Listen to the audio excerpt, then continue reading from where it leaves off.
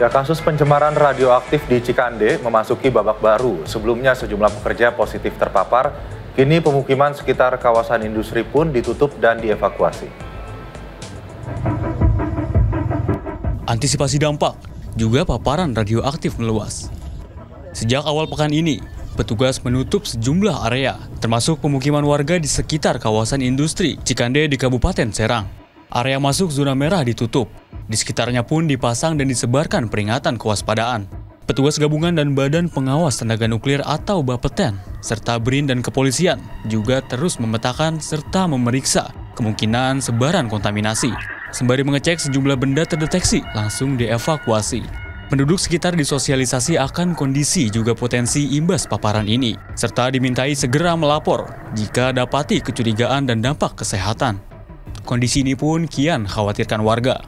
Saya dengar ya dari internet gitu kan, tahunya radioaktif tuh radiasinya nanti ke masalah kanker gitu.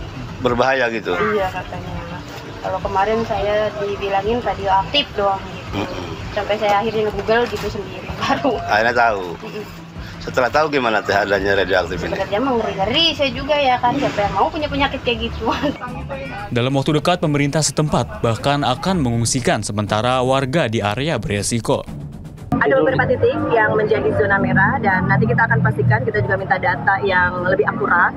Zona merah itu ada di wilayah mana saja. Setelah kita ketahui, baru nanti kita akan lakukan sosialisasi karena warga yang ada di lokasi atau di zona merah itu harus kita realokasi atau kita evakuasi ke tempat yang lebih aman. Yang jelas kami menghimbau kepada seluruh masyarakat, terutama yang ada di wilayah kawasan industri Cikande Modern, jangan dekati tempat-tempat terutama yang sudah dipasang rambu-rambu bahaya radiasi radionuklir. Membahayakan dan merugikan, namun belum ada tindakan hukum. Terkait proses pembersihan paparan atau dekontaminasi, diperkirakan berlangsung setidaknya hingga akhir tahun ini.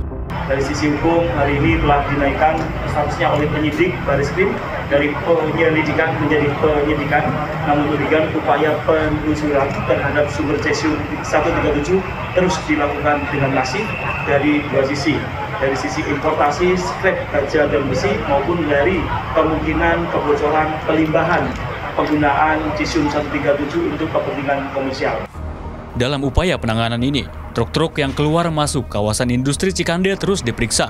Jika didapati paparan langsung, terlebih dahulu didekontaminasi. Pemeriksaan berlangsung pula pada para pekerja.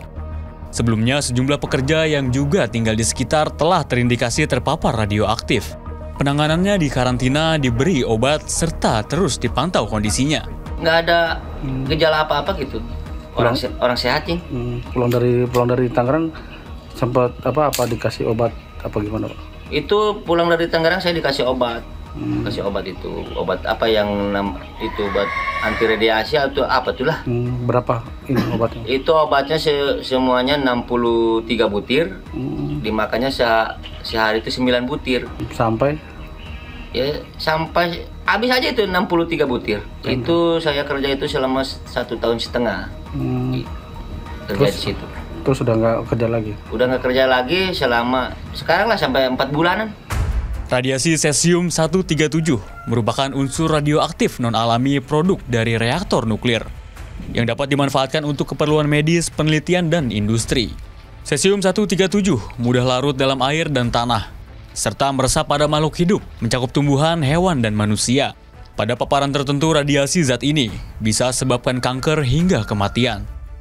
Dalam kasus ini, pencemaran radioaktif di kawasan industri modern atau KIM Cikande, serta kawasan pemukiman, termasuk lapak limbah besi sekitarnya sudah berlangsung sekitar sebulan.